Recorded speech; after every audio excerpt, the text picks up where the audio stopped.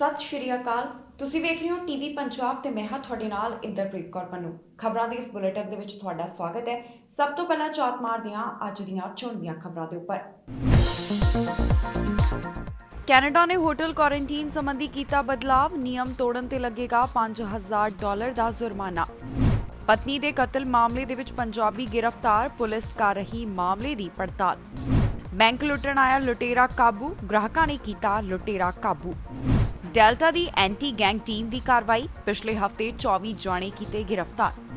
Trudeau ਨੇ John ਹੌਰਗਨ ਦੇ ਨਾਲ ਕੀਤੀ ਗੱਲਬਾਤ, 215 ਬੱਚਿਆਂ ਸੰਬੰਧੀ ਫੈਸਲੇ ਬਾਰੇ ਕੀਤੇ ਵਿਚਾਰ। ਅਮਰੀਕਾ ਵੰਡੇਗਾ ਕਰੋਨਾ ਦੇ ਟੀਕੇ, ਕੈਨੇਡਾ ਨੂੰ ਰੱਖਿਆ ਪਹਿਲੇ ਨੰਬਰ ਤੇ। ਕੈਨੇਡਾ ਵੱਲੋਂ ਹੋਟਲ ਕੁਆਰੰਟੀਨ ਸੰਬੰਧੀ ਨਵੇਂ ਬਦਲਾਵ ਕੀਤੇ ਗਏ ਨੇ। ਜੇਕਰ ਹੁਣ ਹੋਟਲ ਕੁਆਰੰਟੀਨ ਦੇ ਨਿਯਮਾਂ ਦਾ ਕੋਈ ਉਲੰਘਣ ਕਰੇਗਾ ਤੇ ਉਸ ਨੂੰ ਜ਼ਿਆਦਾ ਜੁਰਮਾਨਾ ਲਗਾਇਆ ਜਾਵੇਗਾ। ਜੀ ਹਾਂ, ਕੈਨੇਡਾ ਦੀ ਸਰਕਾਰ ਵੱਲੋਂ ਫੈਸਲਾ ਲਿਆ ਗਿਆ ਕਿ ਹੋਟਲ ਕੁਆਰੰਟੀਨ ਤੋੜਨ ਵਾਲੇ ਨੂੰ $5000 ਦਾ ਜੁਰਮਾਨਾ ਲੱਗੇਗਾ, ਜੋ ਕਿ ਪਹਿਲਾਂ $3000 ਦਾ ਜੁਰਮਾਨਾ ਲੱਗਦਾ ਸੀ। ਫਰਵਰੀ ਮਹੀਨੇ ਤੋਂ ਹੀ ਕੈਨੇਡਾ ਵੱਲੋਂ ਯਾਤਰਾ ਸੰਬੰਧੀ ਹੋਰ ਵੀ ਸਖਤੀਆਂ ਕੀਤੀਆਂ ਗਈਆਂ, ਜਿੱਥੇ ਕੈਨੇਡਾ ਆਉਣ ਵਾਲੀ ਯਾਤਰੀ ਦੇ ਲਈ 3 ਦਿਨਾਂ ਦੇ ਵਾਸਤੇ ਲਾਜ਼ਮੀ ਆਪਣੇ ਖਰਚੇ ਦੇ ਉੱਪਰ ਕੁਆਰੰਟੀਨ ਜ਼ਰੂਰੀ ਕੀਤਾ ਗਿਆ ਹੈ। ਹੁਣ ਕੈਨੇਡਾ ਦੇ ਵਿੱਚ ਜੇਕਰ ਕੋਈ ਹੋਟਲ ਕੁਆਰੰਟੀਨ ਦੇ ਨਿਯਮ ਤੋੜੇਗਾ ਤੇ ਉਸ ਨੂੰ $50,000 ਦਾ ਜੁਰਮਾਨਾ ਲੱਗ ਸਕਦਾ ਹੈ। ਫੈਡਰਲ ਸਰਕਾਰ ਵੱਲੋਂ ਹੋਟਲ ਕੁਆਰੰਟੀਨ ਸੰਬੰਧੀ ਜੁਰਮਾਨੇ ਦੇ ਵਿੱਚ ਵਾਧਾ ਕੀਤਾ ਗਿਆ ਹੈ। ਪਹਿਲਾਂ ਯਾਤਰੀਆਂ ਨੂੰ ਇਸ ਦਾ ਉਲੰਘਣ ਕਰਨ ਦੇ ਉੱਪਰ $3000 ਦਾ ਜੁਰਮਾਨਾ ਲਗਾਇਆ ਜਾਂਦਾ ਸੀ, ਪਰ ਹੁਣ ਇਸ ਨੂੰ ਵਧਾ ਕੇ $5000 ਕਰ ਦਿੱਤਾ ਗਿਆ ਹੈ। ਇਹ ਫੈਸਲਾ ਉਸ ਤੋਂ ਬਾਅਦ ਸਾਹਮਣੇ ਆਇਆ ਜਦੋਂ ਫੈਡਰਲ ਐਡਵਾਈਜ਼ਰੀ ਪੈਨਲ ਵੱਲੋਂ ਇਸ ਸੰਬੰਧੀ ਆਪਣੀਆਂ ਦਿੱਕਤਾਂ ਸਪਸ਼ਟ ਕੀਤੀਆਂ ਸਨ। ਹੋਟਲ ਕੁਆਰੰਟੀਨ ਦੇ ਨਿਯਮਾਂ ਦਾ ਉਲੰਘਣ ਕਰਨ ਦੇ ਉੱਪਰ ਕਈਆਂ ਨੂੰ ਜੁਰਮਾਨਾ ਲੱਗ ਚੁੱਕਿਆ ਹੈ। ਇਸ ਤਹਿਤ ਕਈ ਟਿਕਟਾਂ ਜਾਰੀ ਕੀਤੀਆਂ ਜਾ ਚੁੱਕੀਆਂ ਨੇ। ਦੱਸ ਦਈਏ ਕਿ ਹੋਟਲ ਕੁਆਰੰਟੀਨ ਨਿਯਮਾਂ ਦਾ ਇੱਕ ਪਾਸੇ ਵਿਰੋਧ ਵੀ ਕੀਤਾ ਜਾ ਰਿਹਾ ਹੈ। ਮੰਗ ਕੀਤੀ ਜਾ ਰਹੀ ਹੈ ਕਿ ਸਰਕਾਰ ਨੂੰ ਇਹ ਫੈਸਲਾ ਵਾਪਸ ਲੈਣਾ ਚਾਹੀਦਾ ਹੈ, ਕਿਉਂਕਿ ਇਸ ਦੇ ਨਾਲ ਜੇਬ ਦੇ ਉੱਪਰ ਵੱਡਾ ਭਾਰੀ ਬੋਝ ਪੈਂਦਾ ਹੈ। ਫਰਵਰੀ ਮਹੀਨੇ ਤੋਂ ਹੀ ਕੈਨੇਡਾ ਵੱਲੋਂ ਯਾਤਰਾ ਸੰਬੰਧੀ ਨਵੇਂ ਨਿਯਮ ਲਿਆਂਦੇ ਗਏ, ਜਿੱਥੇ ਉਹਨਾਂ ਨੇ ਕਿਹਾ ਕਿ ਆਉਣ ਵਾਲੀ ਯਾਤਰੀ ਨੂੰ ਕੋਵਿਡ-19 ਦਾ ਟੈਸਟ ਕਰਾਉਣਾ ਹੋਏਗਾ। ਨਾਲ ਹੀ ਉਸ ਵੱਲੋਂ ਹੋਟਲ ਦੇ ਵਿੱਚ 3 ਦਿਨਾਂ ਦੇ ਲਈ ਆਪਣੇ ਖਰਚੇ ਦੇ ਉੱਪਰ ਕੁਆਰੰਟੀਨ ਕਰਨਾ ਹੋਵੇਗਾ। ਇਸ ਦਾ ਵਿਰੋਧ ਵੀ ਕੀਤਾ ਜਾ ਰਿਹਾ ਹੈ ਤੇ ਨਾਲ ਹੀ ਹੁਣ ਸਰਕਾਰ ਵੱਲੋਂ ਇਸ ਸੰਬੰਧੀ ਜੁਰਮਾਨੇ ਦੇ ਵਿੱਚ ਵਾਧਾ ਵੀ ਕਰ ਦਿੱਤਾ ਗਿਆ। ਜੋ ਪਹਿਲਾਂ ਹੋਟਲ ਕੁਆਰੰਟੀਨ ਦੇ ਨਿਯਮ ਦੇ ਉਲੰਘਣ ਦੇ ਚੱਲਦਿਆਂ $3000 ਦਾ ਜੁਰਮਾਨਾ ਲਗਾਇਆ ਜਾਂਦਾ ਸੀ, ਇਸ ਨੂੰ ਵਧਾ ਕੇ ਹੁਣ $5000 ਕਰ ਦਿੱਤਾ ਗਿਆ ਹੈ। ਇੱਕ ਬਜ਼ੁਰਗ ਔਰਤ ਦੇ ਕਤਲ ਦੇ ਸੰਬੰਧੀ ਉਸਦੇ ਪਤੀ ਨੂੰ ਗ੍ਰਿਫਤਾਰ ਕੀਤਾ ਗਿਆ। ਇਹ ਮਾਮਲਾ ਬਰੈਂਪਟਨ ਤੋਂ ਸਾਹਮਣੇ ਆਇਆ, ਜਿੱਥੇ ਔਰਤ ਪੁਲਿਸ ਨੂੰ ਪਾਰਕ ਦੇ ਵਿੱਚ ਬੇਹੋਸ਼ੀ ਹਾਲਤ ਦੇ ਵਿੱਚ ਮਿਲੀ ਸੀ, ਜਿਸ ਦੀ ਬਾਅਦ ਦੇ ਵਿੱਚ ਮੌਤ ਹੋ ਗਈ। ਇਸ ਘਟਨਾ ਸੰਬੰਧੀ ਪੁਲਿਸ ਵੱਲੋਂ ਪੜਤਾਲ ਕੀਤੀ ਜਾ ਰਹੀ ਹੈ ਤੇ ਔਰਤ ਦੇ ਪਤੀ ਨੂੰ ਇਸ ਦੇ ਕਤਲ ਦੇ ਸੰਬੰਧੀ ਗ੍ਰਿਫਤਾਰ ਕੀਤਾ ਗਿਆ ਹੈ। ਕਤਲ ਦੇ ਮਾਮਲੇ ਸੰਬੰਧੀ ਇੱਕ ਪੰਜਾਬੀ ਨੂੰ ਗ੍ਰਿਫਤਾਰ ਕੀਤਾ ਗਿਆ। ਮਾਮਲਾ ਬਰੈਂਪਟਨ ਤੋਂ ਸਾਹਮਣੇ ਆਇਆ, ਜਿੱਥੇ ਬਜ਼ੁਰਗ ਔਰਤ ਦੇ ਕਤਲ ਦੇ ਹੇਠ ਪਤੀ ਨੂੰ ਗ੍ਰਿਫਤਾਰ ਕੀਤਾ ਗਿਆ ਹੈ। ਇਹ ਘਟਨਾ ਬੁੱਧਵਾਰ 9 ਵਜੇ ਦੇ ਕਰੀਬ ਦੀ ਦੱਸੀ ਗਈ, ਜਿੱਥੇ ਬਰੈਂਪਟਨ ਦੀ ਰੌਸ ਰੋਡ ਅਤੇ ਟੈਂਪਲ ਹਿਲ ਦੇ ਨੇੜੇ ਇੱਕ ਪਾਰਕ ਦੇ ਵਿੱਚ ਬਜ਼ੁਰਗ ਔਰਤ ਬੇਹੋਸ਼ੀ ਦੀ ਹਾਲਤ ਦੇ ਵਿੱਚ ਮਿਲੀ। ਇਸ ਤੋਂ ਬਾਅਦ ਔਰਤ ਦੀ ਮੌਤ ਹੋ ਗਈ। ਇਸ ਔਰਤ ਦੀ ਪਛਾਣ ਦਲਵੀਰ ਕੌਰ ਰੰਧਾਵਾ ਦੇ ਤੌਰ ਦੇ ਉੱਪਰ ਦੱਸੀ ਗਈ। ਪੁਲਿਸ ਵੱਲੋਂ ਜਾਣਕਾਰੀ ਦਿੰਦਿਆਂ ਕਿਹਾ ਗਿਆ ਕਿ ਇਹ ਕਤਲ ਦਾ ਮਾਮਲਾ ਹੈ। ਇਸ ਸੰਬੰਧੀ ਇਸ ਬਜ਼ੁਰਗ ਔਰਤ ਦੇ ਪਤੀ ਨੂੰ ਗ੍ਰਿਫਤਾਰ ਕੀਤਾ ਗਿਆ, ਜਿਸ ਦਾ ਨਾਮ ਜਰਨੈਲ ਸਿੰਘ ਰੰਧਾਵਾ ਹੈ। ਇਸ ਮਾਮਲੇ ਸੰਬੰਧੀ ਔਰਤ ਦੇ ਪਤੀ ਜਰਨੈਲ ਸਿੰਘ ਰੰਧਾਵਾ ਨੂੰ ਚਾਰਜ ਕੀਤਾ ਗਿਆ ਹੈ। ਫਿਲਹਾਲ ਪੁਲਿਸ ਵੱਲੋਂ ਇਸ ਸੰਬੰਧੀ ਜਾਂਚ ਪੜਤਾਲ ਕੀਤੀ ਜਾ ਰਹੀ ਹੈ, ਕਿਉਂਕਿ ਉਹਨਾਂ ਨੂੰ ਅਜੇ ਨਹੀਂ ਪਤਾ ਕਿ ਇਹ ਕਤਲ ਕਿਉਂ ਕੀਤਾ ਗਿਆ। ਇਸ ਦੇ ਕਾਰਨਾਂ ਦਾ ਪਤਾ ਲਗਾਉਣ ਦੀ ਵਾਸਤੇ ਇਨਵੈਸਟੀਗੇਸ਼ਨ ਜਾਰੀ ਹੈ। ਇਸ ਸੰਬੰਧੀ ਇਹ ਵੀ ਦੱਸਿਆ ਗਿਆ ਕਿ ਬਜ਼ੁਰਗ ਜੋੜਾ ਘਰੋਂ ਸੈਰ ਕਰਨ ਦੇ ਵਾਸਤੇ ਨਿਕਲਿਆ ਹੋਇਆ ਸੀ, ਜਿਸ ਤੋਂ ਬਾਅਦ ਇਹ ਘਟਨਾ ਸਾਹਮਣੇ ਆਈ ਹੈ। ਬਜ਼ੁਰਗ ਔਰਤ ਦੇ ਕਤਲ ਦੇ ਮਾਮਲੇ ਸੰਬੰਧੀ ਉਸਦੇ ਪਤੀ ਜਰਨੈਲ ਸਿੰਘ ਰੰਧਾਵਾ ਨੂੰ ਗ੍ਰਿਫਤਾਰ ਅਤੇ ਚਾਰਜ ਕੀਤਾ ਗਿਆ।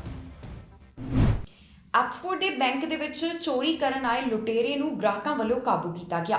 4 ਜਾਣਿਆਂ ਵੱਲੋਂ ਇਸ ਲੁਟੇਰੇ ਨੂੰ ਕਾਬੂ ਕੀਤਾ ਗਿਆ, ਜਿਸ ਵੱਲੋਂ ਇੱਥੇ ਬੈਂਕ ਦੇ ਵਿੱਚ ਮੌਜੂਦ ਲੋਕਾਂ ਨੂੰ ਧਮਕਾਉਣ ਦੀ ਕੋਸ਼ਿਸ਼ ਕੀਤੀ ਜਾ ਰਹੀ ਸੀ। ਪੁਲਿਸ ਵੱਲੋਂ ਇਸ ਸੰਬੰਧੀ ਜਾਣਕਾਰੀ ਦਿੰਦਿਆਂ ਦੱਸਿਆ ਗਿਆ ਹੈ ਕਿ ਲੁਟੇਰੇ ਨੂੰ ਕਾਬੂ ਕੀਤਾ ਗਿਆ। ਮਾਮਲਾ ਐਪਸਫੋਰਡ ਤੋਂ ਸਾਹਮਣੇ ਆਇਆ, ਜਿੱਥੇ ਇੱਕ ਲੁਟੇਰਾ ਬੈਂਕ ਲੁੱਟਣ ਆਉਂਦਾ ਹੈ ਤੇ ਗ੍ਰਾਹਕਾਂ ਦੀ ਮਦਦ ਦੇ ਨਾਲ ਉਸ ਨੂੰ ਕਾਬੂ ਕਰ ਲਿਆ ਜਾਂਦਾ ਹੈ। ਜੀ ਹਾਂ, ਐਪਸਫੋਰਡ ਦੇ ਇੱਕ ਬੈਂਕ ਨੂੰ ਲੁਟੇਰੇ ਵੱਲੋਂ ਲੁੱਟਣ ਦੀ ਕੋਸ਼ਿਸ਼ ਕੀਤੀ ਗਈ, ਜਿਸ ਤੋਂ ਬਾਅਦ ਹੁਣ ਉਸ ਨੂੰ ਗ੍ਰਿਫਤਾਰ ਕੀਤਾ ਜਾ ਚੁੱਕਿਆ ਹੈ। ਐਪਸਫੋਰਡ ਪੁਲਿਸ ਵੱਲੋਂ ਸਾਂਝੀ ਕੀਤੀ ਗਈ ਜਾਣਕਾਰੀ ਦੇ ਮੁਤਾਬਕ ਇਹ ਘਟਨਾ ਬੁੱਧਵਾਰ ਦੁਪਹਿਰ 12 ਵਜੇ ਦੇ ਕਰੀਬ ਦੀ ਹੈ। ਸਕੋਸ਼ੀਆ ਬੈਂਕ ਦੀ ਬ੍ਰਾਂਚ ਦੇ ਵਿੱਚ ਇੱਕ ਲੁਟੇਰਾ ਦਾਖਲ ਹੁੰਦਾ ਹੈ ਤੇ ਉਸ ਵੱਲੋਂ ਗ੍ਰਾਹਕਾਂ ਨੂੰ ਧਮਕਾਉਣ ਦੀ ਕੋਸ਼ਿਸ਼ ਕੀਤੀ ਜਾਂਦੀ ਹੈ। ਉਹ ਗ੍ਰਾਹਕਾਂ ਨੂੰ ਸ਼ਾਟਗਨ ਦਿਖਾ ਕੇ ਧਮਕਾਉਂਦਾ ਹੈ। ਫਿਰ ਉਸ ਵੱਲੋਂ ਆਪਣਾ ਬੈਗ ਕਾਊਂਟਰ ਦੇ ਉੱਪਰ ਰੱਖਦਿਆਂ ਪੈਸਿਆਂ ਦੀ ਮੰਗ ਕੀਤੀ ਜਾਂਦੀ ਹੈ। ਇੱਕ ਵਿਅਕਤੀ ਉੱਠ ਕੇ ਇਸ ਲੁਟੇਰੇ ਦਾ ਮੁਕਾਬਲਾ ਕਰਦਾ ਹੈ ਤੇ ਫਿਰ ਉਸ ਦੀ ਮਦਦ ਦੇ ਵਾਸਤੇ 3 ਹੋਰ ਜਾਣੇ ਵੀ ਅੱਗੇ ਆ ਜਾਂਦੇ ਨੇ। ਇਨ੍ਹਾਂ 4 ਵਿਅਕਤੀਆਂ ਵੱਲੋਂ ਲੁਟੇਰੇ ਦੇ ਉੱਪਰ ਕਾਬੂ ਪਾਇਆ ਗਿਆ। ਕੁਝ ਹੀ ਮਿੰਟਾਂ ਦੇ ਵਿੱਚ ਅਧਿਕਾਰੀ ਉੱਥੇ ਪਹੁੰਚ ਗਏ ਤੇ ਜਿਸ ਤੋਂ ਬਾਅਦ ਇਸ ਵਿਅਕਤੀ ਨੂੰ ਗ੍ਰਿਫਤਾਰ ਕੀਤਾ ਗਿਆ।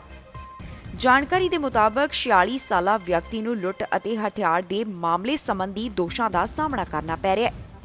ਪੁਲਿਸ ਵੱਲੋਂ ਇਸ ਸੰਬੰਧੀ ਇਹੀ ਜਾਣਕਾਰੀ ਸਾਂਝੀ ਕੀਤੀ ਗਈ ਹੈ ਕਿ ਕਿਸ ਤਰ੍ਹਾਂ ਜੋ ਲੁਟੇਰਾ ਬੈਂਕ ਲੁੱਟਣ ਦੇ ਲਈ ਆਇਆ ਉਸ ਨੂੰ ਗ੍ਰਾਹਕਾਂ ਵੱਲੋਂ ਕਾਬੂ ਕੀਤਾ ਗਿਆ, ਜਿਸ ਤੋਂ ਬਾਅਦ ਅਧਿਕਾਰੀ ਪਹੁੰਚੇ ਅਤੇ ਇਸ ਨੂੰ ਗ੍ਰਿਫਤਾਰ ਕੀਤਾ ਗਿਆ। ਡੈਲਟਾ ਐਂਟੀ ਗੈਂਗ ਟੀਮ ਵੱਲੋਂ ਕਾਰਵਾਈ ਕੀਤੀ ਗਈ ਹੈ, ਜਿੱਥੇ ਇੱਕ ਹਫ਼ਤੇ ਦੇ ਵਿੱਚ ਉਹਨਾਂ ਵੱਲੋਂ 24 ਜਾਣਿਆਂ ਨੂੰ ਗ੍ਰਿਫਤਾਰ ਕੀਤਾ ਗਿਆ। ਇਸ ਟੀਮ ਦਾ ਗਠਨ ਖਾਸ ਤੌਰ ਦੇ ਉੱਪਰ ਇਸ ਕਰਕੇ ਕੀਤਾ ਗਿਆ ਸੀ ਜੋ ਵਾਰਦਾਤਾਂ ਲਗਾਤਾਰ ਸਾਹਮਣੇ ਆ ਰਹੀਆਂ ਸਨ। ਹੁਣ ਇਸ ਟੀਮ ਵੱਲੋਂ ਉਹਨਾਂ ਲੋਕਾਂ ਦੇ ਉੱਪਰ ਨਿਗਰਾਨੀ ਰੱਖੀ ਜਾ ਰਹੀ ਹੈ ਜਿਨ੍ਹਾਂ ਦਾ ਕੋਈ ਕ੍ਰਿਮੀਨਲ ਰਿਕਾਰਡ ਹੈ ਤੇ ਜਾਣਕਾਰੀ ਦਿੱਤੀ ਗਈ ਹੈ ਕਿ ਇੱਕ ਹਫ਼ਤੇ ਦੇ ਵਿੱਚ 24 ਜਾਣਿਆਂ ਨੂੰ ਗ੍ਰਿਫਤਾਰ ਕੀਤਾ ਗਿਆ ਅਤੇ ਕਈ ਹਥਿਆਰ ਵੀ ਬਰਾਮਦ ਹੋਏ ਨੇ। Delta police anti gang team ਵੱਲੋਂ ਪਿਛਲੇ ਹਫ਼ਤੇ 24 ਜਾਣਿਆਂ ਨੂੰ ਗ੍ਰਿਫਤਾਰ ਕੀਤਾ ਗਿਆ।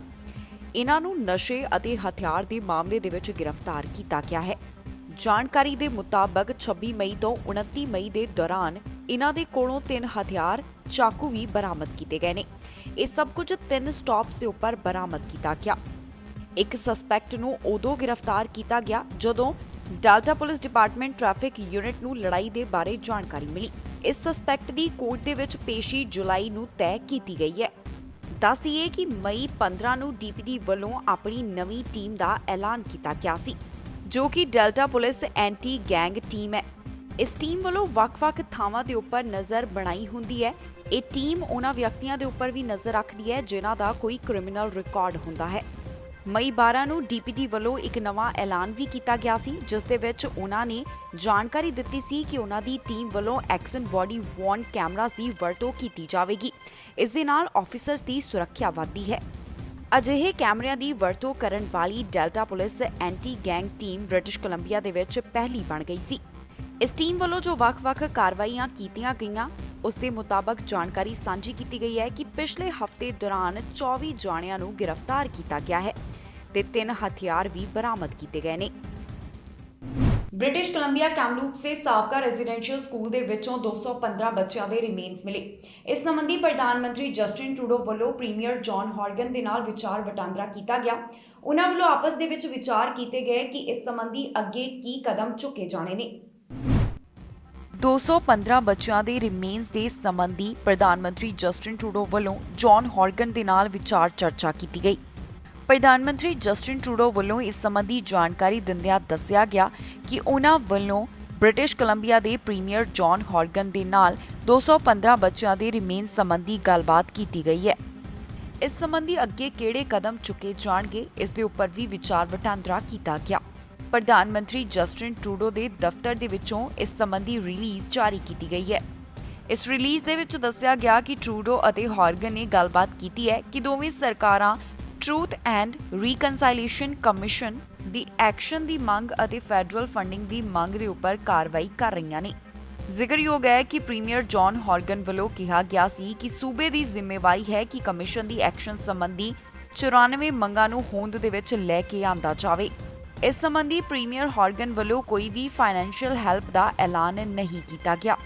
ਜ਼ਿਕਰਯੋਗ ਹੈ ਕਿ ਇਸ ਸੰਬੰਧੀ ਯੂਨੀਵਰਸਿਟੀ ਆਫ ਬ੍ਰਿਟਿਸ਼ ਕੋਲੰਬੀਆ ਦੇ ਵਿੱਚ Indian residential school history and dialogue centre ਦੇ ਡਾਇਰੈਕਟਰ ਵੱਲੋਂ ਕਿਹਾ ਗਿਆ ਕਿ ਰਿਕਾਰਡ ਅਤੇ ਹੋਰ ਡਾਟਾ ਨੂੰ ਹਾਸਲ ਕਰਨ ਦੇ ਵਿੱਚ ਤਾਲਮੇਲ ਦੀ ਕਮੀ ਦੇ ਕਾਰਨ 215 ਬੱਚਿਆਂ ਦੇ ਰਿਮੇਨਸ ਦੀ ਪਹਿਚਾਣ ਕਰਨਾ ਮੁਸ਼ਕਿਲ ਹੈ। ਉਹਨਾਂ ਵੱਲੋਂ ਕਿਹਾ ਗਿਆ ਸੀ ਕਿ ਲੋਕਾਂ ਦੀ ਜ਼ਿੰਮੇਵਾਰੀ ਬਣਦੀ ਹੈ ਕਿ ਇਹਨਾਂ ਰਿਮੇਨਸ ਦੀ ਪਹਿਚਾਣ ਦੇ ਵਿੱਚ ਮਦਦ ਕੀਤੀ ਜਾਵੇ। ਵੈਕਸੀਨੇਸ਼ਨ ਦੇ ਮਾਮਲੇ ਦੇ ਵਿੱਚ ਕੈਨੇਡਾ ਵੱਲੋਂ ਕਈ ਦੇਸ਼ਾਂ ਨੂੰ ਪਿੱਛੇ ਛੱਡਿਆ ਗਿਆ ਹੈ। ਕੈਨੇਡਾ ਦਾ ਨਾਮ ਉਹਨਾਂ ਚੋਟੀ ਦੇ ਦੇਸ਼ਾਂ ਦੇ ਵਿੱਚ ਸ਼ਾਮਿਲ ਹੋ ਗਿਆ ਜਿੱਥੇ ਜ਼ਿਆਦਾ ਤੋਂ ਜ਼ਿਆਦਾ ਲੋਕਾਂ ਨੂੰ ਜਲਦ ਵੈਕਸੀਨ ਲਗਾਈ ਜਾ ਰਹੀ ਹੈ। ਜਾਣਕਾਰੀ ਦੇ ਮੁਤਾਬਕ ਕੈਨੇਡਾ ਦੇ ਵਿੱਚ ਅੱਧੀ ਆਬਾਦੀ ਤੋਂ ਜ਼ਿਆਦਾ ਨੂੰ ਕੋਵਿਡ-19 ਵੈਕਸੀਨ ਦੀ ਪਹਿਲੀ ਸ਼ਾਟ ਲੱਗ ਗਈ ਹੈ। ਕੈਨੇਡਾ ਵੱਲੋਂ ਆਪਣੀ ਵੈਕਸੀਨੇਸ਼ਨ ਦੇ ਵਿੱਚ ਤੇਜ਼ੀ ਲਿਆਂਦੀ ਗਈ ਹੈ, ਜਿਸ ਤੋਂ ਬਾਅਦ ਕੈਨੇਡਾ ਦਾ ਨਾਮ ਹੁਣ ਚੋਟੀ ਦੇ ਦੇਸ਼ਾਂ ਦੇ ਵਿੱਚ ਸ਼ਾਮਿਲ ਹੋ ਗਿਆ ਹੈ, ਜਿਨ੍ਹਾਂ ਵੱਲੋਂ ਜਲਦ ਟੀਕਾ ਜਾਣੀ ਕਿ ਵੈਕਸੀਨੇਸ਼ਨ ਕੀਤੀ ਜਾ ਰਹੀ ਹੈ। ਕੈਨੇਡਾ ਦੇ ਵਿੱਚ ਹੁਣ ਤੱਕ 58% ਦੀ ਆਬਾਦੀ ਨੂੰ ਕੋਵਿਡ-19 ਵੈਕਸੀਨ ਦਾ ਘੱਟੋ-ਘੱਟ ਇੱਕ ਡੋਜ਼ ਲਗਾਇਆ ਜਾ ਚੁੱਕਿਆ ਹੈ। ਇਹ ਟੀਚਾ ਹਾਸਲ ਕਰਨ ਤੋਂ ਬਾਅਦ ਕੈਨੇਡਾ ਨੇ ਇਜ਼ਰਾਈਲ ਨੂੰ ਪਿੱਛੇ ਛੱਡ ਦਿੱਤਾ ਹੈ। ਸੇਸ਼ਲਸ ਦੇ ਵਿੱਚ 70% ਦੀ ਆਬਾਦੀ ਨੂੰ ਕੋਵਿਡ-19 ਵੈਕਸੀਨ ਲਗਾਇਆ ਜਾ ਚੁੱਕਿਆ ਹੈ। ਇਸ ਦੇਸ਼ ਦੀ ਆਬਾਦੀ 97,000 ਦੇ ਕਰੀਬ ਹੈ। ਅਮਰੀਕਾ ਵੱਲੋਂ ਜੁਲਾਈ 4 ਤੱਕ 70% ਦੀ ਆਬਾਦੀ ਨੂੰ ਕੋਵਿਡ-19 ਵੈਕਸੀਨ ਲਗਾਉਣ ਦਾ ਟੀਚਾ ਰੱਖਿਆ ਗਿਆ। ਅਮਰੀਕਾ ਦੇ ਵਿੱਚ ਅੱਧੀ ਆਬਾਦੀ ਨੂੰ ਕੋਵਿਡ-19 ਵੈਕਸੀਨ ਦਾ ਪਹਿਲਾ ਡੋਜ਼ ਲੱਗ ਚੁੱਕਿਆ ਹੈ। ਇਸ ਦੇ ਨਾਲ ਹੀ 50% ਤੋਂ ਵੱਧ ਅਡਲਟਸ ਨੂੰ ਕੋਵਿਡ-19 ਵੈਕਸੀਨ ਦੇ ਦੋਨੋਂ ਸ਼ਾਟਸ ਲੱਗ ਚੁੱਕੇ ਨੇ। ਫੈਡਰਲ ਆਫੀਸ਼ੀਅਲਸ ਦਾ ਕਹਿਣਾ ਹੈ ਕਿ ਜ਼ਿਆਦਾ ਵੈਕਸੀਨੇਸ਼ਨ ਦੇ ਨਾਲ ਕਰੋਨਾ ਵਾਇਰਸ ਦੇ ਮਾਮਲੇ ਘਟਣਗੇ, ਜਿਸ ਦੇ ਨਾਲ ਸਖਤੀਆਂ ਦੇ ਵਿੱਚ ਰਾਹਤ ਦਿੱਤੀ ਜਾ ਸਕਦੀ ਹੈ। ਕੈਨੇਡਾ ਦੇ ਵਿੱਚ 12 ਸਾਲ ਅਤੇ ਇਸ ਤੋਂ ਵੱਧ ਉਮਰ ਵਾਲਿਆਂ ਦੇ ਲਈ ਵੈਕਸੀਨੇਸ਼ਨ ਅਪਰੂਵ ਕੀਤੀ ਗਈ ਹੈ। ਸਰਕਾਰ ਵੱਲੋਂ ਟੀਚਾ ਮਿੱਥਿਆ ਗਿਆ ਹੈ ਕਿ ਜਲਦ ਹੀ 66% ਦੀ ਆਬਾਦੀ ਨੂੰ ਕੋਵਿਡ-19 ਵੈਕਸੀਨ ਦਾ ਪਹਿਲਾ ਡੋਜ਼ ਲਗਾਇਆ ਜਾ ਸਕੇ। ਟੋਰਾਂਟੋ ਦੇ ਵਿੱਚ 70% ਦੀ ਅਡਲਟਸ ਨੂੰ ਕੋਵਿਡ-19 ਵੈਕਸੀਨ ਦਾ ਪਹਿਲਾ ਸ਼ਾਟ ਲਗਾ ਦਿੱਤਾ ਗਿਆ ਹੈ। ਓਨਟਾਰੀਓ ਵੱਲੋਂ ਗਰਮੀਆਂ ਦੇ ਵਿੱਚ ਜ਼ਿਆਦਾਤਰ ਲੋਕਾਂ ਨੂੰ ਟੀਕਾ ਲਗਾਉਣ ਦਾ ਟੀਚਾ ਮਿੱਥਿਆ ਗਿਆ ਹੈ। ਇੰਗਲੈਂਡ ਦੇ ਸਿਰਕੱਢ ਸਿੱਖ ਆਗੂ ਦਾ ਦੇਹਾਂਤ ਹੋ ਗਿਆ। ਸਰਦਾਰ ਮੰਗਲ ਸਿੰਘ ਇਸ ਦੁਨੀਆ ਦੇ ਵਿੱਚ ਨਹੀਂ ਰਹੇ। ਉਹਨਾਂ ਵੱਲੋਂ ਲੰਬੇ ਸਮੇਂ ਤੋਂ ਗੁਰਦੁਆਰਾ ਸਾਹਿਬ ਦੇ ਵਿੱਚ ਸੇਵਾਵਾਂ ਦਿੱਤੀਆਂ ਜਾ ਰਹੀਆਂ ਸਨ। ਉਹਨਾਂ ਦੀ ਮੌਤ ਦੀ ਖਬਰ ਸਾਹਮਣੇ ਆਉਣ ਤੋਂ ਬਾਅਦ ਭਾਈਚਾਰੇ ਦੇ ਵਿੱਚ ਸੋਗ ਦੀ ਲਹਿਰ ਹੈ ਤੇ ਉਹਨਾਂ ਨੂੰ ਸ਼ਰਧਾਂਜਲੀ ਭੇਟ ਕੀਤੀ ਜਾ ਰਹੀ ਹੈ। ਇੰਗਲੈਂਡ ਦੇ ਸਿਰਕੱਢ ਸਿੱਖ ਆਗੂ ਇਸ ਦੁਨੀਆ ਦੇ ਵਿੱਚ ਨਹੀਂ ਰਹੇ। ਅੱਜ ਉਹਨਾਂ ਦਾ ਨੌਟਿੰਗਮ ਦੇ ਹਸਪਤਾਲ ਦੇ ਵਿੱਚ ਦੇਹਾਂਤ ਹੋ ਗਿਆ। ਲੰਬੇ ਸਮੇਂ ਤੋਂ ਗੁਰਦੁਆਰਾ ਸਾਹਿਬ ਦੀਆਂ ਸੇਵਾਵਾਂ ਨਿਭਾਉਣ ਵਾਲੇ ਸਰਦਾਰ ਮੰਗਲ ਸਿੰਘ ਦੀ ਪਿਛਲੇ ਦਿਨੀ ਗੁਰਦੁਆਰਾ ਸਾਹਿਬ ਦੇ ਵਿੱਚ ਬੋਲਦਿਆਂ ਅਚਾਨਕ ਤਬੀਅਤ ਖਰਾਬ ਹੋ ਗਈ, ਜਿਸ ਤੋਂ ਬਾਅਦ ਉਹਨਾਂ ਨੂੰ ਹਸਪਤਾਲ ਦੇ ਵਿੱਚ ਲੈ ਕੇ ਜਾਇਆ ਗਿਆ। ਨੌਟਿੰਗਮ ਦੇ ਹਸਪਤਾਲ ਦੇ ਵਿੱਚ 3 ਜੂਨ ਨੂੰ ਉਹਨਾਂ ਵੱਲੋਂ ਆਖਰੀ ਸਾਹ ਲਏ ਗਏ। ਸਰਦਾਰ ਮੰਗਲ ਸਿੰਘ ਵੱਲੋਂ ਲੰਬੇ ਸਮੇਂ ਤੋਂ ਗੁਰਦੁਆਰਾ ਸਾਹਿਬ ਦੀਆਂ ਸੇਵਾਵਾਂ ਨਿਭਾਈਆਂ ਜਾ ਰਹੀਆਂ ਸਨ। ਸਰਦਾਰ ਮੰਗਲ ਸਿੰਘ ਵੱਲੋਂ 14 ਸਾਲ ਗੁਰੂ ਤੇਗ ਬਹਾਦਰ ਗੁਰਦੁਆਰਾ ਸਾਹਿਬ ਦੇ ਮੁੱਖ ਸੇਵਾਦਾਰ ਦੇ ਤੌਰ ਦੇ ਉੱਪਰ ਸੇਵਾਵਾਂ ਨਿਭਾਈਆਂ ਗਈਆਂ। 1984 ਦੇ ਘੱਲੂਘਾਰੇ ਨੇ ਉਹਨਾਂ ਨੂੰ ਝੰਜੋੜ ਕੇ ਰੱਖ ਦਿੱਤਾ ਸੀ। ਜੂਨ 1984 ਨੂੰ ਜਦੋਂ ਦਰਬਾਰ ਸਾਹਿਬ ਦੇ ਉੱਪਰ ਹਮਲਾ ਹੋਇਆ ਤਾਂ ਸਰਦਾਰ ਮੰਗਲ ਸਿੰਘ ਵੱਲੋਂ ਦਾੜੀ ਕੇਸ ਰੱਖੇ ਗਏ ਤੇ ਉਹਨਾਂ ਨੇ ਸਿੱਖੀ ਦੇ ਵਿੱਚ ਵਾਪਸੀ ਕੀਤੀ। ਉਸ ਤੋਂ ਬਾਅਦ ਉਹ ਲਗਾਤਾਰ ਗੁਰੂ ਘਰ ਦੇ ਨਾਲ ਜੁੜੇ ਰਹੇ ਅਤੇ ਸੇਵਾ ਕਰਦੇ ਰਹੇ। ਮੰਗਲ ਸਿੰਘ ਦੇ ਦੇਹਾਂਤ ਤੋਂ ਬਾਅਦ ਭਾਈਚਾਰੇ ਦੇ ਵਿੱਚ ਸੋਗ ਦੀ ਲਹਿਰ ਦੇਖਣ ਨੂੰ ਮਿਲ ਰਹੀ ਹੈ। ਉਹਨਾਂ ਦੇ ਮਜ਼ਾਕੀਆ ਪਿਆਰੇ ਸੁਭਾਅ ਦੇ ਕਰਕੇ ਹਰ ਕੋਈ ਉਹਨਾਂ ਨੂੰ ਬਹੁਤ ਪਸੰਦ ਕਰਦਾ ਸੀ।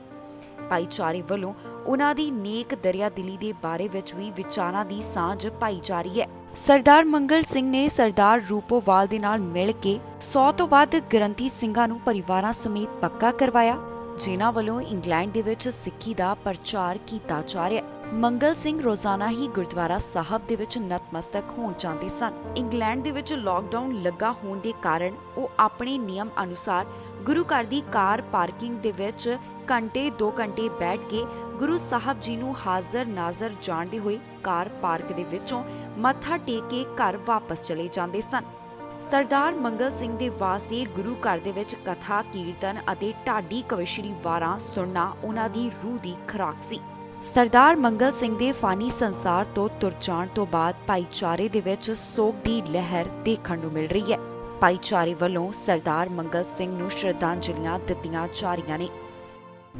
ਵੈਨਕੂਵਰ ਪੁਲਿਸ ਡਿਪਾਰਟਮੈਂਟ ਵੱਲੋਂ ਜਾਣਕਾਰੀ ਦਿੱਤੀ ਗਈ ਹੈ ਕਿ ਇੱਕ ਵਿਅਕਤੀ ਵੱਲੋਂ ਪਹਿਲਾਂ ਬਜ਼ੁਰਗ ਦੇ ਉੱਪਰ ਹਮਲਾ ਕੀਤਾ ਗਿਆ ਤੇ ਬਾਅਦ ਦੇ ਵਿੱਚ ਆਫੀਸਰ ਦੇ ਦੰਦੀ ਵੱਢੀ ਗਈ ਹੈ। ਵੈਨਕੂਵਰ ਪੁਲਿਸ ਵੱਲੋਂ ਦੱਸਿਆ ਗਿਆ ਕਿ ਕਿਸ ਤਰ੍ਹਾਂ ਵਿਅਕਤੀ ਵੱਲੋਂ ਪਹਿਲਾਂ ਬਜ਼ੁਰਗ ਔਰਤ ਦੇ ਉੱਪਰ ਹਮਲਾ ਕੀਤੇ ਜਾਣ ਤੋਂ ਬਾਅਦ ਉਸ ਨੂੰ ਕਈ ਸੱਟਾਂ ਆਈਆਂ ਤੇ ਬਾਅਦ ਦੇ ਵਿੱਚ ਆਫੀਸਰ ਦੀ ਬਾਂਹ ਦੇ ਉੱਪਰ ਵੀ ਇਸ ਵੱਲੋਂ ਦੰਦੀ ਵੱਢੀ ਗਈ। ਵੈਨਕੂਵਰ ਪੁਲਿਸ ਵੱਲੋਂ ਬਜ਼ੁਰਗ ਔਰਤ ਦੇ ਉੱਪਰ ਹਮਲਾ ਕਰਨ ਅਤੇ ਆਫੀਸਰ ਦੇ ਦੰਦੀ ਵੱਢਣ ਦੇ ਕਾਰਨ ਇੱਕ ਵਿਅਕਤੀ ਨੂੰ ਗ੍ਰਿਫਤਾਰ ਕੀਤਾ ਗਿਆ। ਜਾਣਕਾਰੀ ਦੇ ਮੁਤਾਬਕ ਈਸਟ ਵੈਨਕੂਵਰ ਅਪਾਰਟਮੈਂਟ ਬਿਲਡਿੰਗ ਦੇ ਵਿੱਚ ਇੱਕ ਔਰਤ ਦੇ ਨਾਲ ਵਿਅਕਤੀ ਦੀ ਬਹਿਸ ਹੋ ਗਈ। ਇਸ ਦੌਰਾਨ ਔਰਤ ਦੇ ਨੱਕ ਦੇ ਉੱਪਰ ਸੱਟ ਲੱਗੀ, ਅੱਖ ਸੁੱਜੀ ਹੋਈ ਸੀ ਅਤੇ ਉਸ ਦੇ ਬ੍ਰੇਨ ਬਲੀਡਿੰਗ ਵੀ ਹੋ ਰਹੀ ਸੀ। ਪੁਲਿਸ ਆਫੀਸਰ ਇਸ ਦੌਰਾਨ ਬਿਲਡਿੰਗ ਦੇ ਵਿੱਚ ਹੀ ਮੌਜੂਦ ਸੀ, ਜਿਸ ਤੋਂ ਬਾਅਦ ਉਹ ਘਟਨਾ ਵਾਲੀ ਥਾਂ ਦੇ ਉੱਪਰ ਪਹੁੰਚੇ। ਫਿਰ ਵਿਅਕਤੀ ਵੱਲੋਂ ਆਫੀਸਰ ਦੀ ਬਾਂਹ ਦੇ ਉੱਪਰ ਦੰਦੀ ਵੱਢੀ ਗਈ, ਜਿਸ ਦੇ ਚੱਲਦਿਆਂ ਪੁਲਿਸ ਵੱਲੋਂ ਇਸ ਵਿਅਕਤੀ ਨੂੰ ਗ੍ਰਿਫਤਾਰ ਕੀਤਾ ਗਿਆ। ਇੱਕ ਔਰਤ ਦੇ ਉੱਪਰ ਹਮਲਾ ਕਰਨ ਦੇ ਕਾਰਨ ਪੁਲਿਸ ਵੱਲੋਂ ਇਸ ਵਿਅਕਤੀ ਨੂੰ ਗ੍ਰਿਫਤਾਰ ਕੀਤਾ ਗਿਆ। ਇਹ ਘਟਨਾ ਮਈ 28 ਸ਼ੁੱਕਰਵਾਰ ਦੀ ਦੱਸੀ ਗਈ ਹੈ, ਜਿੱਥੇ ਵਿਅਕਤੀ ਵੱਲੋਂ ਔਰਤ ਦੇ ਉੱਪਰ ਹਮਲਾ ਕੀਤਾ ਗਿਆ ਅਤੇ ਪੁਲਿਸ ਆਫੀਸਰ ਦੇ ਵੀ ਇਸ ਵੱਲੋਂ ਦੰਦੀ ਵੱਢੀ ਗਈ। ਫਿਲਹਾਲ ਪੁਲਿਸ ਵੱਲੋਂ ਇਸ ਸੰਬੰਧੀ ਇਹੀ ਜਾਣਕਾਰੀ ਸਾਂਝੀ ਕੀਤੀ ਗਈ ਹੈ, ਜਿਸ ਦੇ ਵਿੱਚ ਉਹਨਾਂ ਨੇ ਦੱਸਿਆ ਹੈ ਕਿ ਇੱਕ ਵੱਡੀ ਉਮਰ ਦੀ ਔਰਤ ਦੇ ਉੱਪਰ ਹਮਲਾ ਕਰਨ ਤੋਂ ਬਾਅਦ ਵਿਅਕਤੀ ਵੱਲੋਂ ਪੁਲਿਸ ਆਫੀਸਰ ਦੇ ਵੀ ਦੰਦੀ ਵੱਢੀ ਗਈ, ਜਾਣੀ ਕਿ ਪੁਲਿਸ ਆਫੀਸਰ ਨੂੰ ਬਾਈਟ ਕੀਤਾ ਗਿਆ। ਸਮੇਂ-ਸਮੇਂ ਦੇ ਉੱਪਰ ਕੈਨੇਡਾ ਯੂਐਸ ਬਾਰਡਰ ਸੰਬੰਧੀ ਅਪਡੇਟ ਸਾਹਮਣੇ ਆ ਰਹੀ ਹੈ। ਲਗਾਤਾਰ ਮੰਗ ਕੀਤੀ ਜਾ ਰਹੀ ਹੈ ਕਿ ਇਸ ਬਾਰਡਰ ਨੂੰ ਖੋਲ੍ਹਿਆ ਜਾਵੇ, ਜੋ ਕਿ ਮਾਰਚ 2020 ਤੋਂ ਬੰਦ ਰੱਖਿਆ ਗਿਆ ਹੈ। ਓਨਟਾਰੀਓ ਦੇ ਮੇਅਰਾਂ ਵੱਲੋਂ ਮੰਗ ਕੀਤੀ ਗਈ ਹੈ ਕਿ ਇਸ ਬਾਰਡਰ ਨੂੰ ਖੋਲ੍ਹਿਆ ਜਾਣਾ ਜ਼ਰੂਰੀ ਹੈ। ਪ੍ਰਧਾਨ ਮੰਤਰੀ ਜਸਟਿਨ ਟਰੂਡੋ ਵੱਲੋਂ ਅਜੇ ਇਸ ਦਾ ਐਲਾਨ ਨਹੀਂ ਕੀਤਾ ਗਿਆ ਕਿ ਕਦੋਂ ਇਸ ਬਾਰਡਰ ਨੂੰ ਖੋਲ੍ਹਿਆ ਜਾਵੇਗਾ।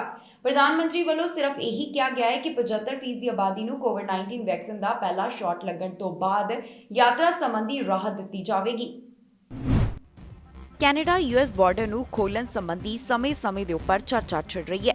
ਹੁਣ ਇਸ ਸੰਬੰਧੀ ਅਪਡੇਟ ਸਾਹਮਣੇ ਆਈ ਹੈ ਕਿ ਓਨਟਾਰੀਓ ਮੇਅਰਜ਼ ਵੱਲੋਂ ਪਬਲਿਕ ਸੇਫਟੀ ਮਿਨਿਸਟਰ ਦੇ ਨਾਲ ਕੈਨੇਡਾ ਯੂਐਸ ਬਾਰਡਰ ਖੋਲ੍ਹਣ ਦੇ ਵਾਸਤੇ ਵਿਚਾਰ ਚਰਚਾ ਕੀਤੀ ਗਈ। ਓਨਟਾਰੀਓ ਦੇ ਮੇਅਰਾਂ ਅਤੇ ਪਬਲਿਕ ਸੇਫਟੀ ਮਿਨਿਸਟਰ ਦੇ ਵਿੱਚ ਜੋ ਮੀਟਿੰਗ ਹੋਈ, ਇਸ ਦੇ ਵਿੱਚ ਸੁਝਾਅ ਦਿੱਤਾ ਗਿਆ ਕਿ ਜੂਨ ਮਹੀਨੇ ਦੇ ਆਖਿਰ ਤੱਕ ਯਾਤਰਾ ਸੰਬੰਧੀ ਪਾਬੰਦੀਆਂ ਦੇ ਵਿੱਚ ਢਿੱਲ ਦਿੱਤੀ ਜਾ ਸਕਦੀ ਹੈ।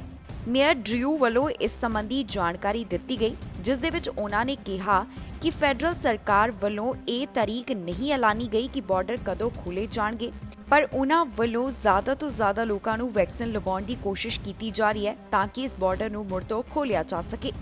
ਪ੍ਰਧਾਨ ਮੰਤਰੀ ਜਸਟਿਨ ਟਰੂਡੋ ਵੱਲੋਂ ਇਹ ਗੱਲ ਦਾ ਜ਼ਿਕਰ ਕੀਤਾ ਗਿਆ ਕਿ ਜਦੋਂ ਕੈਨੇਡਾ ਦੇ ਵਿੱਚ 75% ਦੀ ਆਬਾਦੀ ਨੂੰ ਕੋਵਿਡ-19 ਵੈਕਸੀਨ ਦਾ ਪਹਿਲਾ ਡੋਜ਼ ਲੱਗ ਜਾਏਗਾ ਤਾਂ ਯਾਤਰਾ ਸੰਬੰਧੀ ਪਾਬੰਦੀਆਂ ਦੇ ਵਿੱਚ ਢਿੱਲ ਦਿੱਤੀ ਜਾਵੇਗੀ। ਮੇਅਰ ਨੇ ਕਿਹਾ ਕਿ ਦੋਨਾਂ ਦੇਸ਼ਾਂ ਦੇ ਵਿੱਚ ਕੋਰੋਨਾ ਵਾਇਰਸ ਦੇ ਮਾਮਲਿਆਂ ਦੀ ਰਫ਼ਤਾਰ ਹੁਣ ਘਟ ਰਹੀ ਹੈ। ਮਾਰਚ 2020 ਦੇ ਮੁਕਾਬਲੇ ਦੋਹਾਂ ਦੇਸ਼ਾਂ ਦੇ ਵਿੱਚ ਹਾਲਾਤਾਂ ਅੰਦਰ ਕਾਫੀ ਸੁਧਾਰ ਹੈ। ਅਮਰੀਕਾ ਦੇ ਵਿੱਚ 41% ਦੀ ਆਬਾਦੀ ਨੂੰ ਕੋਵਿਡ-19 ਵੈਕਸੀਨ ਦੇ ਦੋਨੋਂ ਸ਼ਾਟ ਲੱਗ ਚੁੱਕੇ ਨੇ। ਕੈਨੇਡਾ ਦੇ ਵਿੱਚ 58% ਦੀ ਆਬਾਦੀ ਨੂੰ ਕੋਵਿਡ-19 ਵੈਕਸੀਨ ਦਾ ਪਹਿਲਾ ਡੋਜ਼ ਲੱਗ ਚੁੱਕਿਆ ਹੈ ਤੇ 5% ਦੀ ਆਬਾਦੀ ਅਜਿਹੀ ਹੈ ਜਿਹੜੀ ਫੁੱਲੀ ਵੈਕਸੀਨੇਟਡ ਹੈ। ਇਸ ਦੌਰਾਨ ਨਾਇਗਰਾ ਫਾਲ ਦੇ ਮੇਅਰ ਨੇ ਕਿਹਾ ਕਿ ਕੈਨੇਡਾ ਵੱਲੋਂ ਇਹ ਉਮੀਦ ਕੀਤੀ ਜਾ ਰਹੀ ਹੈ ਕਿ ਜੂਨ 21 ਤੱਕ 75% ਦੀ ਆਬਾਦੀ ਨੂੰ ਕੋਵਿਡ-19 ਵੈਕਸੀਨ ਦਾ ਪਹਿਲਾ ਡੋਜ਼ ਲੱਗ ਜਾਏਗਾ ਅਤੇ 20% ਦੀ ਆਬਾਦੀ ਨੂੰ ਕੋਵਿਡ-19 ਵੈਕਸੀਨ ਦੇ ਦੋਨੋਂ ਡੋਜ਼ ਲਗਾ ਦਿੱਤੇ ਜਾਣਗੇ। ਉਹਨਾਂ ਨੇ ਕਿਹਾ ਕਿ ਫੈਡਰਲ ਸਰਕਾਰ ਬਾਰਡਰ ਖੋਲ੍ਹਣ ਸੰਬੰਧੀ ਤਿਆਰੀਆਂ ਕਰ ਰਹੀ ਹੈ। ਪ੍ਰਧਾਨ ਮੰਤਰੀ ਟਰੂਡੋ ਵੱਲੋਂ ਫਿਲਹਾਲ ਇਸ ਚੀਜ਼ ਦੇ ਉੱਪਰ ਸਪਸ਼ਟ ਜਾਣਕਾਰੀ ਸਾਂਝੀ ਨਹੀਂ ਕੀਤੀ ਗਈ ਕਿ ਕੈਨੇਡਾ ਅਮਰੀਕਾ ਬਾਰਡਰ ਕਦੋਂ ਖੋਲ੍ਹਿਆ ਜਾਵੇਗਾ। ਉਹਨਾਂ ਵੱਲੋਂ ਇਹੀ ਬਿਆਨ ਦਿੱਤਾ ਗਿਆ ਕਿ ਕੈਨੇਡਾ ਵੱਲੋਂ ਅਜੇ ਬਾਰਡਰ ਖੋਲ੍ਹਣ ਸੰਬੰਧੀ ਕੋਈ ਵੀ ਕਾਹਲੀ ਨਹੀਂ ਹੈ। ਮੈਂਬਰ ਪਾਰਲੀਮੈਂਟ ਸੁਖ ਧਾਲੀਵਾਲ ਵੱਲੋਂ ਪਾਰਲੀਮੈਂਟ ਦੇ ਵਿੱਚ ਜਾਣਕਾਰੀ ਦਿੱਤੀ ਗਈ ਹੈ ਕਿ 215 ਬੱਚਿਆਂ ਦੀ ਯਾਦ ਦੇ ਵਿੱਚ ਸਰੀ ਸਿਟੀ ਸੈਂਟਰ ਹਾਲ ਦੇ ਬਾਹਰ ਪ੍ਰਦਰਸ਼ਨ ਕੀਤਾ ਜਾਵੇਗਾ, ਜਿੱਥੇ ਕੈਂਡਲ ਵਿਜਲ ਕਰਵਾਈ ਜਾ ਰਹੀ ਹੈ। ਇਸ ਦੇ ਨਾਲ ਹੀ ਐਪਸਫੋਰਡ ਦੇ ਵਿੱਚ ਵੀ ਇਹਨਾਂ ਬੱਚਿਆਂ ਦੀ ਯਾਦ ਦੇ ਵਿੱਚ ਪ੍ਰੋਟੈਸਟ ਕੀਤਾ ਜਾਵੇਗਾ, ਜਿੱਥੇ ਬਾਈਕ ਰੈਲੀ ਕੱਢੀ ਜਾ ਰਹੀ ਹੈ। ਕੈਨੇਡਾ ਦੇ ਵੱਖ-ਵੱਖ ਹਿੱਸਿਆਂ ਦੇ ਵਿੱਚ ਇਹਨਾਂ ਬੱਚਿਆਂ ਨੂੰ ਯਾਦ ਕਰਦਿਆਂ ਪ੍ਰਦਰਸ਼ਨ ਕੀਤਾ ਜਾ ਰਿਹਾ ਹੈ। ਇਸ ਤੋਂ ਪਹਿਲਾਂ ਵੈਨਕੂਵਰ ਆਰਟ ਗੈਲਰੀ ਦੇ ਬਾਹਰ ਵੀ ਪ੍ਰੋਟੈਸਟ ਕੀਤਾ ਗਿਆ, ਜਿੱਥੇ 215 ਬੱਚਿਆਂ ਦੀ ਯਾਦ ਦੇ ਵਿੱਚ ਖਾਲੀ ਜੁੱਤੀਆਂ ਰੱਖ ਕੇ ਪ੍ਰਦਰਸ਼ਨ ਕੀਤਾ ਗਿਆ। ਸਰੀ ਸਿਟੀ ਸੈਂਟਰ ਹਾਲ ਦੇ ਬਾਹਰ 215 ਬੱਚਿਆਂ ਦੀ ਯਾਦ ਦੇ ਵਿੱਚ ਪ੍ਰਦਰਸ਼ਨ ਕੀਤਾ ਜਾਵੇਗਾ। ਇਸ ਦੀ ਜਾਣਕਾਰੀ ਹਾਊਸ ਆਫ ਕਾਮਨਸ ਦੇ ਵਿੱਚ ਮੈਂਬਰ ਪਾਰਲੀਮੈਂਟ ਸੁਖ ਧਾਲੀਵਾਲ ਵੱਲੋਂ ਦਿੱਤੀ ਗਈ। ਜੀ ਹਾਂ, ਜੂਨ 4 ਜਾਣੀ ਕਿ ਕੱਲ ਨੂੰ ਸਰੀ ਸਿਟੀ ਸੈਂਟਰ ਹਾਲ ਦੇ ਬਾਹਰ ਸਾਊਥ ਏਸ਼ੀਅਨ ਕਮਿਊਨਿਟੀਜ਼ ਦੇ ਵੱਲੋਂ ਕੈਂਡਲ ਵਿਜਲ ਕਰਵਾਇਆ ਜਾ ਰਿਹਾ ਹੈ। ਇਹ ਕੈਂਡਲ ਵਿਜਲ ਉਹਨਾਂ 215 ਬੱਚਿਆਂ ਦੀ ਯਾਦ ਦੇ ਵਿੱਚ ਕਰਵਾਇਆ ਜਾ ਰਿਹਾ ਹੈ, ਜਿਨ੍ਹਾਂ ਦੇ ਰਿਮੇਨਸ ਬ੍ਰਿਟਿਸ਼ ਕੋਲੰਬੀਆ ਦੇ ਕੈਮਲੂਪਸ ਦੇ ਸਾਬਕਾ ਰੈਜ਼ੀਡੈਂਸ਼ੀਅਲ ਸਕੂਲ ਦੇ ਵਿੱਚੋਂ ਮਿਲੇ ਸਨ। 215 ਬੱਚਿਆਂ ਦੇ ਰਿਮੇਨਸ ਮਿਲਣ ਤੋਂ ਬਾਅਦ ਸ਼ਨੀਵਾਰ ਜੂਨ 5 ਨੂੰ ਵੀ ਪ੍ਰਦਰਸ਼ਨ ਕੀਤਾ ਜਾਵੇਗਾ, ਜਿੱਥੇ ਇਸ ਦੌਰਾਨ ਬਾਈਕ ਰੈਲੀ ਕੱਢੀ ਜਾਵੇਗੀ। ਇਹ ਬਾਈਕ ਰੈਲੀ ਸਵੇਰੇ 9 ਵਜੇ ਐਪਸਫੋਰਡ ਆਟੋ ਮਾਲ ਤੋਂ ਸ਼ੁਰੂ ਹੋਵੇਗੀ, ਜੋ ਕਿ 330 ਚੀਫ ਐਲੈਕਸ ਥਾਮਸ ਵੇ ਕੈਮਲੂਪਸ ਦੇ ਵਿੱਚ ਜਾ ਕੇ ਸਮਾਪਤ ਹੋਵੇਗੀ। ਇਸ ਦੌਰਾਨ ਲੋਕਾਂ ਨੂੰ ਅਪੀਲ ਕੀਤੀ ਜਾ ਰਹੀ ਹੈ ਕਿ ਇਸ ਪ੍ਰਦਰਸ਼ਨ ਦੇ ਵਿੱਚ ਹਿੱਸਾ ਲਿਆ ਜਾਵੇ। The Honourable Member for Surrey Newton.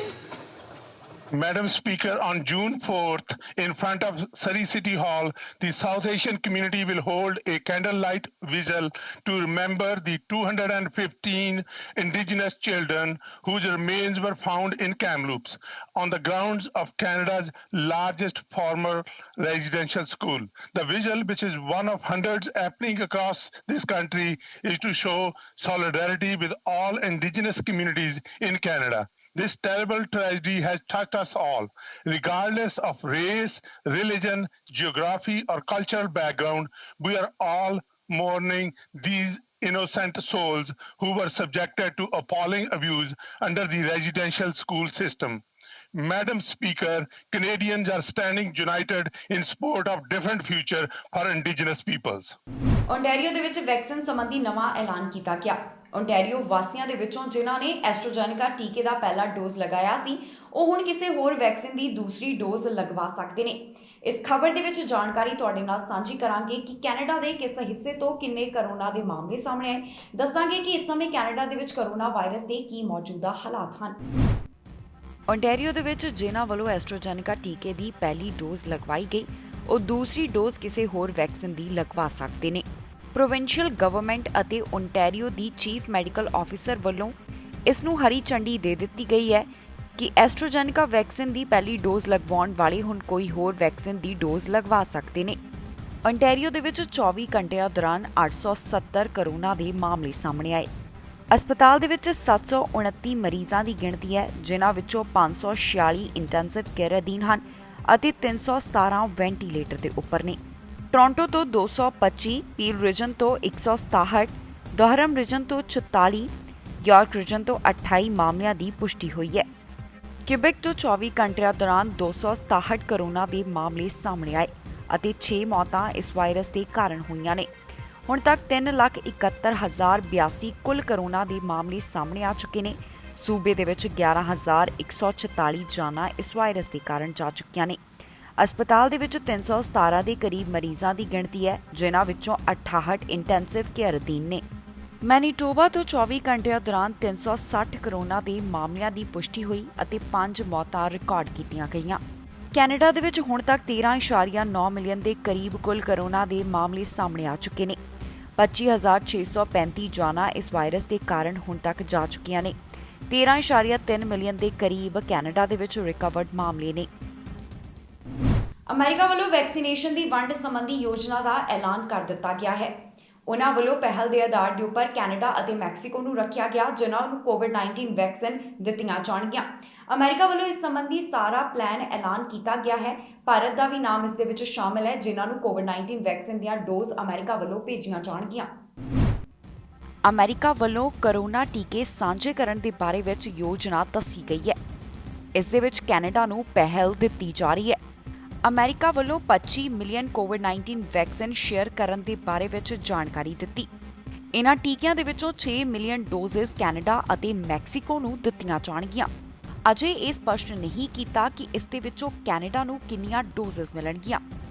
ਇਸ ਟੀਕੇ ਦੀ ਯੋਜਨਾ ਦੇ ਬਾਰੇ ਵਿੱਚ ਵਾਈਟ ਹਾਊਸ ਵੱਲੋਂ ਸਟੇਟਮੈਂਟ ਜਾਰੀ ਕੀਤੀ ਗਈ ਹੈ। ਪ੍ਰਾਇਓਰਿਟੀ ਗਰੁੱਪ ਦੇ ਵਿੱਚ Korea, West Bank and Gaza, Ukraine, Kosovo, Haiti, Georgia, Egypt, Jordan, Iraq, Yemen ਅਤੇ ਯੂਨਾਈਟਿਡ ਨੇਸ਼ਨਸ ਫਰੰਟਲਾਈਨ ਵਰਕਰਸ ਨੂੰ ਸ਼ਾਮਲ ਕੀਤਾ ਗਿਆ ਹੈ। ਵਾਈਟ ਹਾਊਸ ਦਾ ਕਹਿਣਾ ਹੈ ਕਿ ਅਮਰੀਕਾ ਵੱਲੋਂ 80 ਮਿਲੀਅਨ ਵੈਕਸੀਨਸ ਜੂਨ ਮਹੀਨੇ ਦੇ ਆਖਿਰ ਤੱਕ ਵੰਡੀਆਂ ਜਾਣਗੀਆਂ, ਜਾਣੀ ਕਿ ਸ਼ੇਅਰ ਕੀਤੀਆਂ ਜਾਣਗੀਆਂ। ਅਮਰੀਕਾ ਵੱਲੋਂ ਐਮਰਜੈਂਸੀ ਵਾਸਤੇ 25 ਮਿਲੀਅਨ ਡੋਜ਼ਸ ਰਿਜ਼ਰਵ ਰੱਖੀਆਂ ਜਾਣਗੀਆਂ। ਅਮਰੀਕਾ ਦੇ ਵਿੱਚ 63% ਅਡਲਟਸ ਨੂੰ ਕੋਵਿਡ-19 ਵੈਕਸੀਨ ਦੀ ਪਹਿਲੀ ਡੋਜ਼ ਲੱਗ ਚੁੱਕੀ ਹੈ, ਜਿਸ ਤੋਂ ਬਾਅਦ ਅਮਰੀਕਾ ਵੱਲੋਂ ਵੈਕਸੀਨ ਸ਼ੇਅਰ ਦੇ ਬਾਰੇ ਵਿੱਚ ਯੋਜਨਾ ਦੱਸੀ ਗਈ ਹੈ। ਇੰਨਾ ਹੀ ਨਹੀਂ, ਕੋਵਾਵੈਕਸ ਦੇ ਜ਼ਰੀਏ 19 ਮਿਲੀਅਨ ਡੋਜ਼ਸ ਵੀ ਸ਼ੇਅਰ ਕੀਤੀਆਂ ਜਾਣਗੀਆਂ, ਜਿਸ ਦੇ ਵਿੱਚੋਂ 6 million vaccine south and central America ਨੂੰ ਦਿੱਤੀਆਂ ਜਾਣਗੀਆਂ, ਜਿਸ ਦੇ ਵਿੱਚ Brazil, Argentina, Columbia, Costa Rica, Peru ਅਤੇ ਹੋਰ ਵੀ ਕਈ ਦੇਸ਼ ਸ਼ਾਮਿਲ ਨੇ। 6 ਮਿਲੀਅਨ ਡੋਜ਼ ਏਸ਼ੀਆ ਨੂੰ ਦਿੱਤੀਆਂ ਜਾਣਗੀਆਂ, ਜਿਸ ਦੇ ਵਿੱਚ Bharat, Nepal, Bangladesh, Pakistan, Sri Lanka, Afghanistan, Maldives, Malaysia, Philippines, Vietnam ਅਤੇ ਹੋਰ ਵੀ ਕਈ ਦੇਸ਼ਾਂ ਦੇ ਨਾਮ ਹਨ। ਸਰੀ ਕਲੋਵਰਡੇਲ ਤੋਂ ਮਾਮਲਾ ਸਾਹਮਣੇ ਆਇਆ, ਜਿੱਥੇ ਇੱਕ ਵਿਅਕਤੀ ਵੱਲੋਂ ਅੱਧੀ ਰਾਤ ਨੂੰ ਖੁਦ ਨੂੰ ਬੈਰੀਗੇਡ ਕੀਤਾ ਗਿਆ। ਕਾਫੀ ਘੰਟੇ ਇਸ ਵੱਲੋਂ ਅਜਿਹਾ ਕੀਤਾ ਗਿਆ। ਪੁਲਿਸ ਨੇ ਜਾਣਕਾਰੀ ਦਿੱਤੀ ਹੈ ਕਿ ਇਸ ਦੇ ਕੋਲੋਂ ਕਈ ਹਥਿਆਰ ਵੀ ਬਰਾਮਦ ਹੋਏ ਨੇ। ਫਿਲਹਾਲ ਇਸ ਮਾਮਲੇ ਦੇ ਵਿੱਚ ਉਸ ਦੇ ਉੱਪਰ ਕੋਈ ਚਾਰਜ ਨਹੀਂ ਲਗਾਏ ਗਏ। ਮਾਮਲਾ ਸਰੀ ਦੇ ਕਲੋਵਰਡੇਲ ਤੋਂ ਸਾਹਮਣੇ ਆਇਆ। ਇੱਕ ਵਿਅਕਤੀ ਵੱਲੋਂ ਅੱਧੀ ਰਾਤ ਆਪਣੇ ਆਪ ਨੂੰ ਕਲੋਵਰਡੇਲ ਦੇ ਵਿੱਚ ਬੈਰੀਕੇਡ ਕੀਤਾ ਗਿਆ। ਜਾਣਕਾਰੀ ਦੇ ਮੁਤਾਬਕ ਸਰੀ ਦੇ ਇਸ ਵਿਅਕਤੀ ਨੂੰ ਪੁਲਿਸ ਵੱਲੋਂ ਹਿਰਾਸਤ ਦੇ ਵਿੱਚ ਲਿਆ ਗਿਆ। ਇਸ ਵਿਅਕਤੀ ਵੱਲੋਂ 168 ਸਟਰੀਟ ਦੇ 5800 ਬਲਾਕ ਦੇ ਵਿੱਚ ਆਪਣੇ ਆਪ ਨੂੰ 4 ਘੰਟੇ ਤੱਕ ਬੈਰੀਕੇਡ ਕੀਤਾ ਗਿਆ। ਸਰੀ RCMP ਵੱਲੋਂ ਜਾਣਕਾਰੀ ਦਿੱਤੀ ਗਈ ਹੈ ਕਿ ਐਮਰਜੈਂਸੀ ਰਿਸਪੌਂਸ ਟੀਮ ਨੂੰ 2:20 ਦੇ ਉੱਪਰ ਘਟਨਾ ਵਾਲੀ ਥਾਂ ਦੇ ਉੱਪਰ ਬੁਲਾਇਆ ਗਿਆ ਸੀ। ਇਸ ਵਿਅਕਤੀ ਨੂੰ ਸਵੇਰੇ 6:50 ਦੇ ਉੱਪਰ ਕਸਟਡੀ ਦੇ ਵਿੱਚ ਲਿਆ ਗਿਆ। ਸਵੇਰੇ 7:20 ਦੇ ਉੱਪਰ ਪੁਲਿਸ ਵੱਲੋਂ ਇਸ ਏਰੀਆ ਨੂੰ ਟ੍ਰੈਫਿਕ ਦੇ ਵਾਸਤੇ ਸਾਫ਼ ਕਰਵਾਇਆ ਗਿਆ। ਜਾਣਕਾਰੀ ਦੇ ਮੁਤਾਬਕ ਇਸ ਵਿਅਕਤੀ ਦੇ ਕੋਲ ਕਈ ਹਥਿਆਰ ਸਨ। ਫਿਲਹਾਲ ਪੁਲਿਸ ਵੱਲੋਂ ਇਸ ਮਾਮਲੇ ਦੀ ਪੜਤਾਲ ਕੀਤੀ ਜਾ ਰਹੀ ਹੈ। ਅਜੇ ਇਸ ਸੰਬੰਧੀ ਕੋਈ ਵੀ ਚਾਰਜ ਨਹੀਂ ਲਗਾਏ ਗਏ। ਇਸ ਘਟਨਾ ਨੂੰ ਮੈਂਟਲ ਹੈਲਥ ਐਕਟ ਦੇ ਨਾਲ ਜੋੜਿਆ ਜਾ ਰਿਹਾ ਹੈ। ਇਸ ਦੀ ਪੜਤਾਲ ਜਾਂਚ ਤੋਂ ਬਾਅਦ ਹੀ ਕ੍ਰਿਮੀਨਲ ਚਾਰਜ ਲਗਾਏ ਜਾਣਗੇ। ਫਿਲਹਾਲ RCMP ਵੱਲੋਂ ਇਸ ਘਟਨਾ ਸੰਬੰਧੀ ਇਹੀ ਜਾਣਕਾਰੀ ਸਾਂਝੀ ਕੀਤੀ ਗਈ ਹੈ ਕਿ ਜਿਸ ਵਿਅਕਤੀ ਵੱਲੋਂ ਅੱਧੀ ਰਾਤ ਨੂੰ ਆਪਣੇ ਆਪ ਨੂੰ ਬੈਰੀਕੇਡ ਕੀਤਾ ਗਿਆ, ਉਸ ਨੂੰ ਗ੍ਰਿਫਤਾਰ ਕੀਤਾ ਜਾ ਚੁੱਕਿਆ ਹੈ। ਇਸ ਦੇ ਨਾਲ ਹੀ ਜਾਂਦੇ ਇੱਕ ਵਾਰ ਫਿਰ ਤੋਂ ਝਾਤ ਮਾਰਦੇ ਹਾਂ ਅੱਜ ਦੀਆਂ ਚੋਣਵੀਆਂ ਖਬਰਾਂ ਦੇ ਉੱਪਰ। ਕੈਨੇਡਾ ਨੇ ਹੋਟਲ ਕੁਆਰੰਟਾਈਨ ਸੰਬੰਧੀ ਕੀਤਾ ਬਦਲਾਵ। ਨਿਯਮ ਤੋੜਨ ਤੇ ਲੱਗੇਗਾ $5000 ਦਾ ਜੁਰਮਾਨਾ। ਪਤਨੀ ਦੇ ਕਤਲ ਮਾਮਲੇ ਦੇ ਵਿੱਚ ਪੰਜਾਬੀ ਗ੍ਰਿਫਤਾਰ, ਪੁਲਿਸ ਕਰ ਰਹੀ ਮਾਮਲੇ ਦੀ ਪੜਤਾਲ। ਬੈਂਕ ਲੁੱਟਣ ਆਇਆ ਲੁਟੇਰਾ ਕਾਬੂ, ਗ੍ਰਾਹਕਾਂ ਨੇ ਕੀਤਾ ਲੁਟੇਰਾ ਕਾਬੂ। ਡੈਲਟਾ ਦੀ ਐਂਟੀ ਗੈਂਗ ਟੀਮ ਦੀ ਕਾਰਵਾਈ, ਪਿਛਲੇ ਹਫ਼ਤੇ 24 ਜਾਣੇ ਕੀਤੇ ਗ੍ਰਿਫਤਾਰ। ਟਰੂਡੋ ਨੇ ਜੌਨ ਹੌਰਗਨ ਦੇ ਨਾਲ ਕੀਤੀ ਗੱਲਬਾਤ, 215 ਬੱਚਿਆਂ ਸੰਬੰਧੀ ਫੈਸਲੇ ਬਾਰੇ ਕੀਤੇ ਵਿਚਾਰ। ਅਮਰੀਕਾ ਵੰਡੇਗਾ ਕਰੋਨਾ ਦੇ ਟੀਕੇ, ਕੈਨੇਡਾ ਨੂੰ ਰੱਖਿਆ ਪਹਿਲੇ ਨੰਬਰ ਤੇ। ਖਬਰਾਂ ਦੇ ਇਸ ਬੁਲੇਟਿਨ ਦੇ ਵਿੱਚ ਇੰਨਾ ਹੀ। ਨਵੀਆਂ ਤੇ ਤਾਜ਼ੀਆਂ ਖਬਰਾਂ ਲੈ ਕੇ ਫਿਰ ਤੋਂ ਹਾਜ਼ਰ ਹੋਵਾਂਗੇ। ਫਿਲਹਾਲ ਮੈਨੂੰ ਇੰਦਰਪ੍ਰੀਤ ਕੌਰ ਪੰਨੂ ਨੂੰ ਦਿਓ ਇਜਾਜ਼ਤ ਤੇ ਤੁਸੀਂ ਵੇਖਦੇ ਰਹੋ TV ਪੰਜਾਬ।